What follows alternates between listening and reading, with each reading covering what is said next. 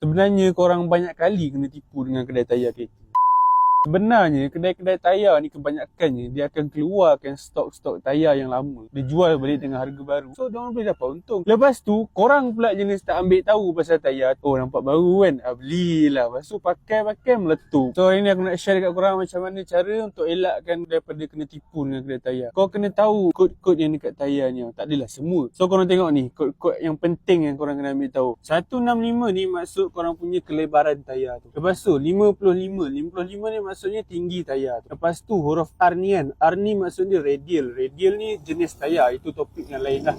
Lepas tu 14 ni saiz rim korang. Ataupun saiz tayar ni lah. Lepas tu 72 ni. 72 ni maksudnya berat. Jumlah berat yang tayar ni mampu tampung. Sebanyak 72 lah. Korang jangan lebih daripada 72 lah. Okay, lepas tu huruf V ni kan. V ni dia sebenarnya speed limit tau. Speed limit untuk tayar ni dia ada indeks kelajuan maksimum untuk tayar lah. Kalau untuk huruf-huruf yang lain speed dia lain. Kalau untuk huruf V ni speed dia maksimum dia 240 km sejam. So korang tak boleh lenjan kereta korang lebih daripada 240 km sejam kalau korang pakai tayar yang huruf V. Sebab tu banyak jadi aksiden kat tengah jalan. Punca dia tayar pecah. Sebab apa? Sebab owner kereta tu, owner tayar tu sendiri tak nak ambil tahu pasal tayar. Selain daripada tu ada lagi satu nombor 4 digit yang korang kena ambil tahu. Nombor ni 3120 ni. 4 nombor ni menunjukkan masa bila tayar ni dibuat tau. Okay, 31 ni adalah minggu. 20 ni adalah tahun 2020. Bermakna tayar ni dibuat pada minggu ke-31 dalam tahun 2020. Okay, lepas tu tayar kereta ni dia punya had maksimum masa dia adalah 5 tahun daripada masa yang tayar ni buat lah. So maknanya tayar ni dah 4 tahun. So tinggal lagi setahun dah kena tukar. So kalau korang nak tukar tayar, nak beli tayar baru, make sure tahun tu 2022 dan ke atas. So lama lah sikit kan korang boleh pakai. So kesimpulan dia, tayar ni penting untuk keselamatan korang. Jadi korang janganlah ambil sambil lewa pasal tayar ni. Share video ni banyak-banyak. Share video ni kat family korang, kawan-kawan korang, orang-orang yang tersayang kat korang supaya diorang tahu pasal tayar, supaya diorang tak kena tipu dengan kedai tayar. Dan mungkin benda kecil ni boleh selamatkan nyawa seseorang. So share video ni banyak-banyak, viralkan video ni dan jangan lupa follow, like, komen dan share. Thank you. Assalamualaikum.